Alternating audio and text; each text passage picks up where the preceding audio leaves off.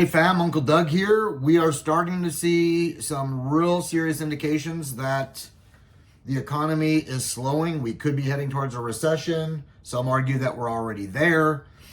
The markets are all, meaning all the stock markets, the equity markets, are all strongly reacting negatively to the report this morning that the Bureau of Labor Statistics said we only created 114,000 jobs last month. They were expecting 185,000. So we are off by a bunch.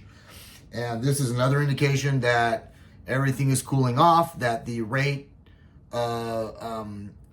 increases from the Fed are working, and that the economy is cooling. Now the panic is that we're cooling too much, too fast, and heading into a full-blown recession. We will see if that happens, or if this was a quote-unquote soft landing, as they all predicted at one point. But not to be a contrarian, not wishing for a calamitous stock market event, but rates do better when the stock market is not doing so well.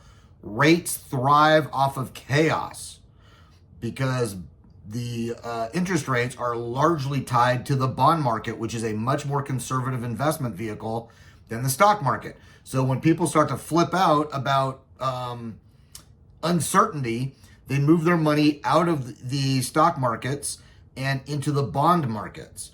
And that is good for interest rates. So this might be the green shoots that we've been looking for to see a rate drop. And while we don't wish again, negative stuff on anyone's 401k, there is an awful lot of people that could really benefit from lower interest rates, both from refinancing to pull out cash to pay off consumer debt, to simply drop their payment from whatever rate they got in the last 2.5 years.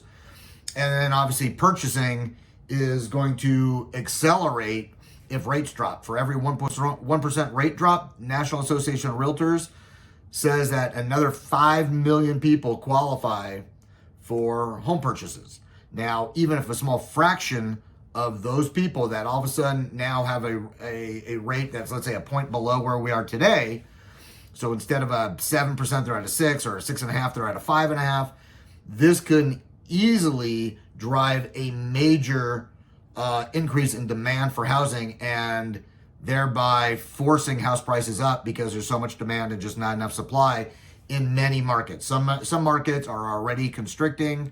We're seeing houses sit longer. We're seeing pricing drops.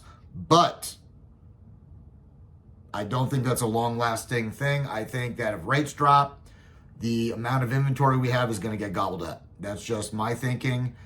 We'll see what happens. But if you're looking to get in the game, this might be the time to do it before the rates drop. You can always refinance 6 months, 8 months down the road to get a better rate. You cannot get a cheaper house if the demand goes through the roof. Barbara Cochran from Shark Tank fame, the blonde, short bob cut bazillionaire from real estate, said the exact same thing. If there's a 1% rate drop, the demand is going to go through the roof, and it's going to be nuts. And for anyone who's in, for example, the Southern California market 2 years ago when rates were crazy low, we had 10 and 20 people bidding on houses. And they haven't built any more houses within 10 or 15 miles from the coast. Basically from Santa Barbara all the way down to the Mexico border. The Bay Area is a completely different animal. But things are changing, my friends. Keep your eye on it and reach out to me if you want to get pre-approved, if you want to get ready to go, if you want to see if you can position yourself that as soon as rates drop, we either get you a streamline, a refinance, or get you ready to purchase. Let's do it. 805-231-1644. You can reach me at gohomeselect.com or idigmortgages.com. Happy to help. I'm here. Even if you just want to ask a question, reach out. Have a great day.